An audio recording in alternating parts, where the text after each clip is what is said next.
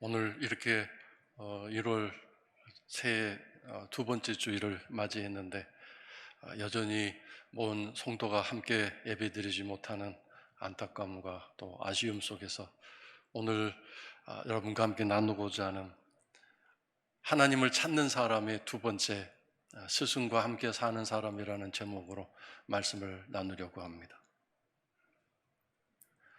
인생 살아가면서 우리가 한 가지 좋지 않은 일을 경험하고 상처를 받았을 때 이것이 극복이 되고 아무 일도 아닌 것처럼 그렇게 되어지려면 좋은 일이 4번이 일어나야 된다고 사회학자들이 연구조사 결과 밝혔습니다. 그만큼 부정적인 일은 사람의 마음에 치명적인 영향을 준다는 것이 아니겠습니까? 생각해 보시면 한 가지 안 좋은 일, 그 일이 내 마음에 상처가 되지 않고 그것이 내 마음에서 사라지려면 4번의 좋은 일이 일어나야만 된다고 하니 참 이게 얼마나 힘든 일이겠습니까? 이러한 근거에 의거하여 호주의 사회심리학자 교수인 바우 마이스터라는 분이 자기 책에 이런 일화를 썼습니다. 어느 날 학생들에게 좋은 사람, 좋은 친구 또는 좋은 아내나 남편이 되려면 어떻게 하는 게 좋겠냐라고 질문을 했습니다. 어떻게 해야 할 것인가? 학생들은 저마다 공통적인 의견을 모아보면 친절하게 또는 이해심이 많게 이렇게 사람을 대하면 될 것 같습니다. 또는 약속을 잘 지키거나 남을 잘 도와주는 사람이면 좋은 사람 또는 좋은 남편과 아내가 될 수 있을 것 같습니다. 또 어떤 학생들은 기쁘게 해주고 즐겁게 해주고 그래서 뭐 선물을 주든지 또는 좋은 말을 하든지 그렇게 해서 다른 사람에게 좋은 사람, 좋은 친구 또는 좋은 아내가 될 수 있을 것 같습니다 라고 답변을 했다고 합니다. 그래서 이 바우 마이스터라는 교수는 너희들의 그 생각이나 답변은 나쁜 것이 아니고 틀린 것이 아니고 맞다, 그렇게 할 수도 있다. 근데 사람이 어떻게 상대방이 좋아하고 상대방이 기뻐하는 일만 골라서 할 수 있느냐? 어느 한순간, 어느 한때 그렇게 할 수 있겠지만 그렇게 좋은 일, 기쁜 일, 마음에 드는 일, 이해심 많게 상대방을 품어주는 그 일을 어떻게 계속 할 수 있겠느냐? 오히려 상처 주는 말이나 행동을 자제하고 그 사람이 기뻐하지 않는 게 뭔지, 그 사람이 좋아하지 않는 게 뭔지, 이게 친한 사이가 됐다면 그것을 세심하게 알아서 그렇게 하지 않으려고 애쓰는 것, 그렇게 하지 않으려고 내 자신을 절제하며 살아가는 것, 그것이 그 사람과의 좋은 인간관계를 맺는 방법이다. 이렇게 답변을 하면서 마지막 한마디를 덧붙였다고 합니다. 사람은 좋은 일은 놀랍게도 오래 가지 못하고 기억에서 잊어버리지만 나쁜 일은, 상처받은 일은 오래 기억하는 그런 구조를 가지고 있다고 하는 것입니다. 이 원칙은 우리 일상적인 삶에서도 적용되는 것이 아닐까 저는 생각합니다. 예를 들어서 우리가 건강을 유지하는데 더 좋은 건강을 위해서 어떻게 합니까? 우리가 쓰는 방법은 좋은 음식을 골라 먹고 좋은 식재료를 사용해서 음식을 만들려고 하고 좋은 약재를 선별해서 그 약을 복용하려고 합니다. 사람들에게 묻기도 하고 자기 스스로 그런 정보를 찾기도 하고 이런저런 좋은 추천을 받아서 이렇게 좋은 것을 먹고 마시고 좋은 운동을 하고 내 몸에 좋은 일들을 잘 자꾸 해서 건강을 유지하려고 합니다. 물론 이 방법이 나쁜 것은 아닙니다. 틀린 것은 아닙니다. 옳습니다. 그러나 이에 앞서서 더 중요한 게 한 가지가 있는데, 그것은 내 생활 습관이나 음식 습관 중에 내 몸에 안 좋은, 내 건강에 안 좋은 것들이 무엇이 있는지, 어떤 것을 내가 하는지 그것을 살피고 깨닫고 그것을 발견해서 그것을 하지 않으려고 하는 것, 그것을 절제하는 것, 그것을 고치는 것, 이것이 건강을 위한 더 아름다운 지혜로운 일이고 더 우리의 건강을 빨리 회복할 수 있고 유지하게 하는 방법이라는 것입니다. 안 좋은 습관, 좋지 않은 행동들을 절제하고 고치는 것, 이것이 더 우선적인 것이 아니겠습니까? 우리가 신앙생활을 하는 가운데 하나님 앞에서도 마찬가지입니다. 우리의 신앙생활이 초점이나 방향이 하나님을 기쁘게 해드리는 것, 신앙적으로 잘하는 것, 열심을 내는 것, 어떻게 무엇을 해야 하나님께 잘 할 수 있는 것일까? 어떻게 해서 신앙생활을 잘해서 열심히 해서 성공적인 기독교인, 성공적인 교인이 될 수 있을까? 물론 이렇게 신앙에 초점을 맞추고 거기에 열심을 내는 것, 틀린 것은 아닙니다. 잘못된 것은 아닙니다. 좋은 일입니다. 잘하는 일입니다. 그러나 그렇게만 해가지고는 신앙적으로 성공할 수 없습니다. 왜냐하면 좋은 일, 착한 일, 하나님 기뻐하신 할 일을 열심히 찾아서 한 것, 그것이 오래 계속될 수 없는 우리들의 약함이 있기 때문입니다. 열심히 좋은 일을 하려고 결심을 했는데 내 몸이 안 따라주든지 내 상황이 안 따라주기 때문에, 또는 내 결심은 컸지만 그 결심을 추진하고 나아가야 할 내 마음의 결단력이 부족했기 때문에, 시도는 좋았지만 생각은 좋았지만 성공하지 못하는 일들이, 순간들이, 경우가 너무 많습니다. 그러다 보니 실망하게 되고 내 자신에 대해서 낙심하게 되고, 또 그런 좋은 신앙의 목표와 계획을 세우는 일을 이제는 스스로 포기하고 세우지 않는 그런 일까지 되게 될 것입니다. 또 한 가지, 이렇게 좋은 일, 착한 일, 열심을 내야 되겠다고 하는데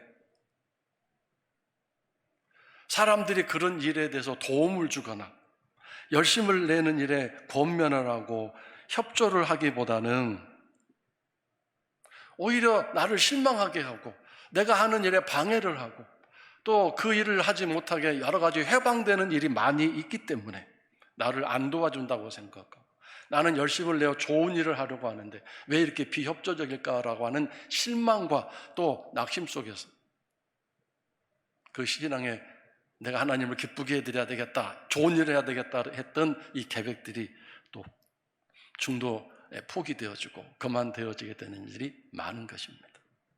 또 한 가지, 이렇게 좋은 쪽의 일을 열심히 하려고 하는데 어떤 일이 또 우연치 않게 생기느냐 하면, 그렇지 않고 살아가는 다른 사람을 보면서 왜 저 사람은 저렇게 할까?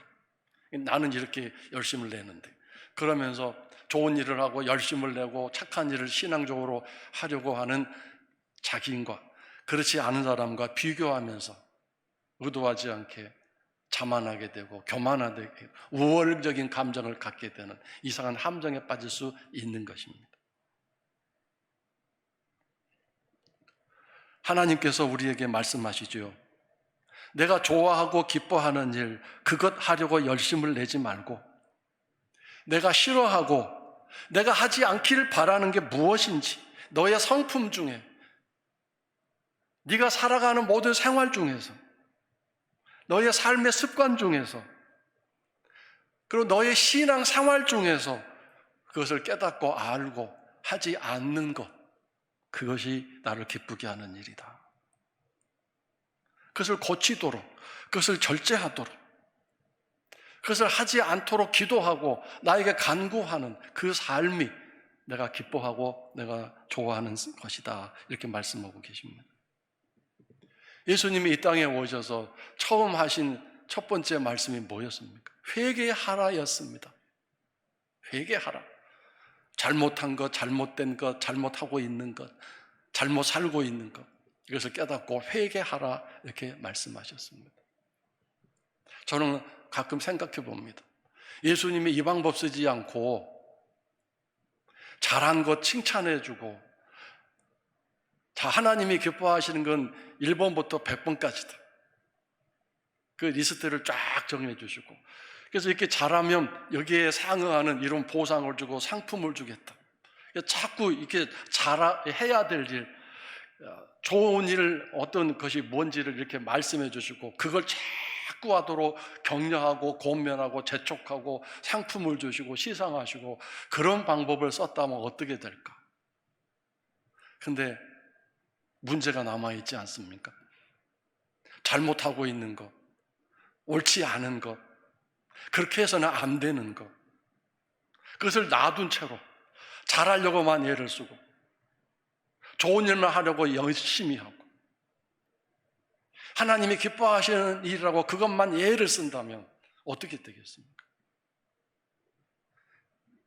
이 세상 법칙이 사실 그렇죠. 잘한 거 칭찬하고 격려하고 높여주고.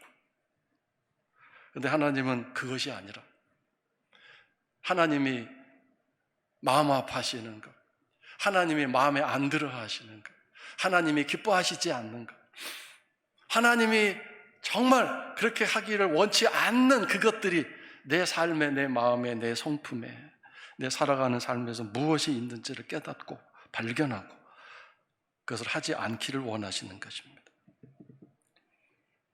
하나님께서 우리에게 주신 많은 율법 중에 10계명을 보시면, 그 율법을 요약해서 주신 10계명을 보시면 하나님께서 싫어하시는 것, 하나님께서 하지 않았으면 좋겠다고 생각하시는, 하지 말라고 하는 계명이 8개입니다. 그리고 하도록 해라, 이것이 좋은 일이다라고 권장하시는 일은 2가지죠. 안식일을 기억하여 거룩하게 지키라는 거 하나하고, 너의 부모를 공경하라, 이 2가지였습니다. 그러므로 여러분, 오늘 우리 생활 가운데 내 습관이나 내 성품 중에서 하나님이 뭘 싫어하시는지, 하나님이 뭘 기뻐하시지 않는지 나에게서 그것을 발견하고 그것을 하지 않으려고 노력하고 예를 쓰고 기도하고 하나님께 간구하고 내 자신을 절제시키는 그런 신앙적인 삶을 살아가는 것이 하나님이 기뻐하시는 일이라는 것을 우리가 잊어서는 안 되겠습니다. 오늘 본문 20절에서 하나님께서 말씀하시죠. 내 스승은 다시 숨기지 아니하리니 내 눈이 스승을 볼 것이며. 너의 스승은 숨어 있는 그런 스승이 아니도록, 네가 눈으로 볼 수 있고 언제든지 만날 수 있도록 내가 너에게 스승을 보내겠다고 말씀하셨습니다. 이 말씀의 배경은 유다의 그 왕국의 말기에 이사야 선지자를 통해서 하나님이 보내신 예언의 말씀이었습니다. 북쪽 이스라엘은 이미 망해서 나라가 없어졌습니다. 남아있는 유다는 그러나 계속해서 하나님이 기뻐하시지 않는 일은 자꾸 했습니다. 거의가 100%라고 할 수 있을 정도로 하나님이 기뻐하시지 않는 일은 했습니다. 그렇다고 해서 그들이 성전에 모여서 예배를 안 드렸냐면 아닙니다. 드렸습니다. 율법을 지키며 살기는 살았습니다. 그것이 하나님 기뻐하시는 일이라고 생각하며 했겠죠. 그러나 하나님 보실 때 하나님이 기뻐하시지 않는 일을 계속하고 더 많이 하고 계속 그것을 하지 말라고 말씀하셨지만 이스라엘 백성들, 유다 백성들은 가르침을 제대로 배우지 않고 공부를 하지 않았습니다. 그것을 삶에 적용하지 않았습니다. 자기 자신에게 적용하지 않았다는 뜻이죠. 그래서 그 자기들이 원하는 것을 하기 원하는 것을 마음대로 하며 살았는데 그것이 바로 그 자기들이 원하여서 하는 그 모든 것들이 그 신앙적인 삶이었던 종교 생활이었던 와서 예배를 드리는 삶이었던 예물을 드리는 삶이었던 그것이 전부 사실은 하나님이 싫어하고 마음 섭섭하게 하고 분노를 일으키는 그런 일들이 되고 말았습니다. 그래서 이제 바벨론을 통해서 남쪽 유다는 망하게 될 것입니다. 근데 그것은 일시적으로 망하게 되는 일인데 환난의 또 고난의 물을 마시게 하는 거죠. 70년 후에 하나님은 새로운 이스라엘을 세우실 텐데 이 새로운 이스라엘을 세우시면서 그 나라를 어떻게 이끌어 가실 것인가? 그 중에 하나의 계획이 바로 스승을 보내는 일이라고 하셨습니다. 우리가 지난번에 역대하를 묵상했습니다. 큐티를 했는데 그 역대하에 보면 훌륭한 왕 한 2명 정도가 하나님의 말씀을 깨닫고 새롭게 나라를 다스려가면서 한 일이 뭐였습니까? 선지자들을, 레위인들을 전국에 파송해서 그 백성들에게 하나님 말씀을 가르치는 것이었습니다. 사실 그 당시에 구약시대에 하나님이 쓰시는 방법은 어떤 특별한 일이 있고 정말 이스라엘 백성들의 죄악이 가득 차게 되면 선지자를 그때 보내셨습니다. 근데 1명이나 2명을 보내셨습니다. 그 1명이 3차원의 세계의 인간의 몸을 가진 선지자가 아무리 열심히 외친다 한들 전 이스라엘 백성, 유다 백성들에게 그 말씀이 전해질 수가 없고 가르침을 줄 수 없는 상황 아니겠습니까? 물론 왕정시대였기 때문에 왕 한 사람에게 이야기를 해서 그 왕이 깨닫고 회개하면 전 백성들에게 영향이 갈 수 있겠지만 왕은 그 선지자, 예언자의 말을 듣지 않았지요. 그래서 이제 하나님이 쓰시는 방법은 새 이스라엘을 세울 때 전 모든 백성들에게 하나님이 스승을 보내시겠다, 선생님을 파송하겠다고 말씀하셨어요. 스승은 나보다 앞서 인생의 길을 간 사람이고 모든 인생을 다 알고 있는 선생님이에요. 바로 이 우리에게 보내시겠다고 하는 스승, 선생님이 바로 성령님이십니다. 성령님은 시간과 공간을 초월하시는 분이십니다. 지금 이 순간 여기에도 계실 수 있고 저기에도 계실 수 있고 그곳에도 계실 수 있습니다. 모든 사람에게 동시에 말씀을 전하실 수 있습니다. 그러므로 이 스승은 감춰지지 않을 것이고 네 눈으로 분명히 보게 될 것이라고 말씀하셨습니다. 이 말씀의 뜻은 거두절미하고 뭡니까? 스승을 보내시겠다는 게 뭡니까? 가르침 받아야 된다는 뜻입니다. 배워야 한다는 뜻입니다. 여기서 가르침 받고 배우는 것은 어떤 새로운 지식도 마찬가지로 필요하겠죠. 하나님이 어떠하신 분인지, 성령님이 어떠하신 분인지, 장차올 새 하늘과 새 땅이 어떠한 나라인지 배우는 게 중요할 것입니다. 지식적인 측면이 있는 거죠. 그러나 더 중요한 것은 성령님은 뭡니까? 말씀으로 오셔서 우리의 혼과 영과 관절을 찔러 쪼개셔서 뭐 하십니까? 속에 있는 거 다 드러나게 하십니다. 우리의 마음과 생각과 뜻을 감찰하시고 다 나타내시는 분이십니다. 즉 이 스승님이 하시는 일이 뭐냐면 너 그렇게 살면 안 되라고 말씀하시고 가르쳐 주시는 분이십니다. 너 그거 잘못됐구나. 그렇게 하면 안 되겠다. 너 그 마음 그렇게 가지고 있으면 안 되겠다. 너 말 그렇게 사용하면 안 되겠다. 이런 자세한 스승님으로서 성령님이 우리에게 오셔서 가르쳐 주시겠다는 뜻입니다. 호세아서 4장 6절을 보면 우리가 너무도 그 하나님의 탄식함을 호세아서 통해서 알 수 있는데 우리 다 같이 함께 읽겠습니다. 내 백성이 지식이 없으므로 망하는도다. 네가 지식을 버렸으니 나도 너를 버려 내 제사장이 되지 못하게 할 것이요 네가 네 하나님의 율법을 잊었으니 나도 네 자녀들을 잊어버리리라. 자, 여기서 지식이란 어떤 새로운 지식이 아닙니다. 이 지식은 율법과 밑에 연결되어 있잖아요. 율법이 뭔가요? 하나님이 기뻐하시지 않는 일, 하나님이 원하시지 않는 일, 그것을 하지 않아야 되는 지식이죠. 그런데 이것을, 이 지식을 버렸습니다. 내가 하지 말아야 될, 하나님 기뻐하시지 않을 일이 뭔지를 모르는 그런 가운데 살고 있기 때문에 망하는 길로 간다고 말씀하셨고, 그러므로 나도 너를 버리겠다고 말씀하셨습니다. 너를 더 이상 돌보지 않겠다고 말씀하셨습니다.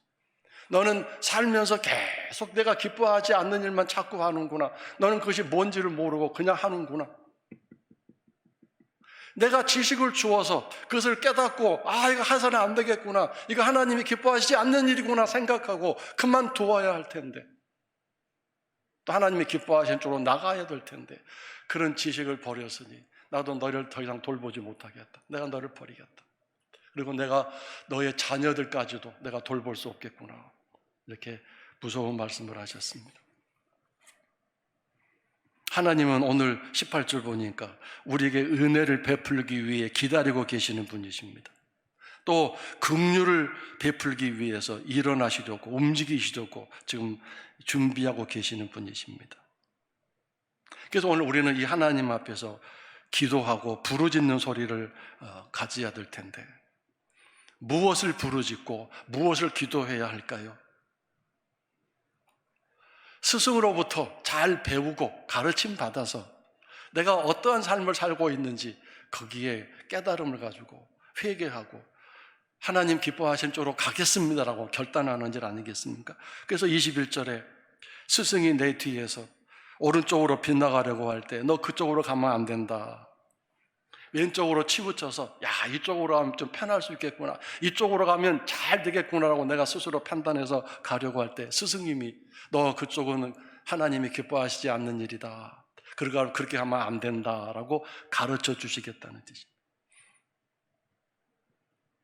그러니까 이 가르침을 잘 받고 기도를 부르짖어 기도하고 하나님 앞에 내가 이제 하나님 이 길로 가려고 했는데 깨달았습니다, 하나님 원하신 길로 가겠습니다, 도와주세요, 이렇게 부르짖어 기도할 때 하나님이 은혜를 베푸시고 긍휼을 베풀어 주신다는 뜻입니다.